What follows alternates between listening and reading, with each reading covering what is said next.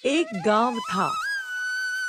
गांव से कुछ दूर एक वैश्यालय था, जहां दो वैश्याएं रहती थी।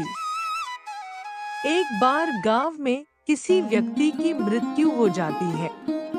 एक वैश्या आकर कहती है, मालकिन, आज गांव में राम प्रसाद नामक व्यक्ति की मृत्यु हो गई है। अच्छा, जाओ और देख कर आओ कि स्वर्ग में गया है या नर्क में। ठीक है। वह गांव में जाती है।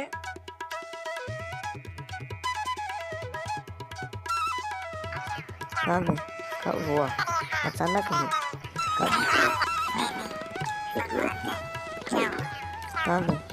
हुआ? अचानक ही। कब?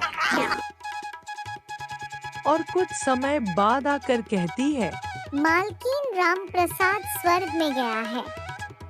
ठीक है। वैश्यालय के सामने ही कुछ दूर एक कुटिया में एक साधु रहते थे।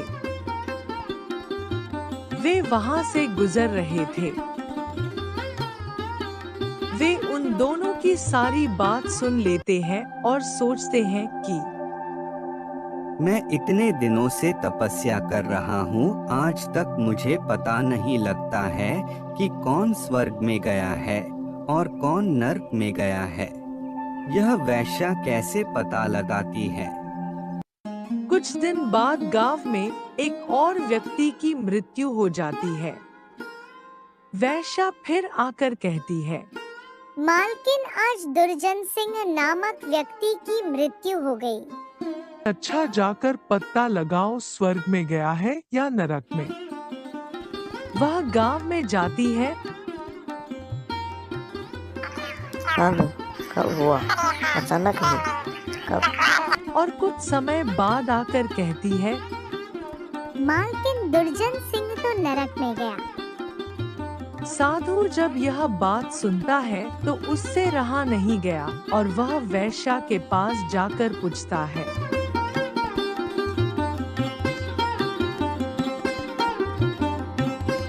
प्रणाम महाराज, आइए, मैं आपकी क्या सेवा कर सकती हूँ? मुझे यह बताओ कि तुम यह कैसे पता लगाती हो कि कौन स्वर्ग में गया है और कौन नर्क में?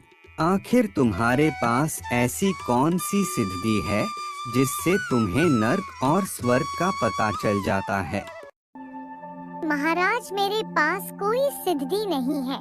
मैं तो बस गांव में जाकर लोगों की बातें सुनती हूँ।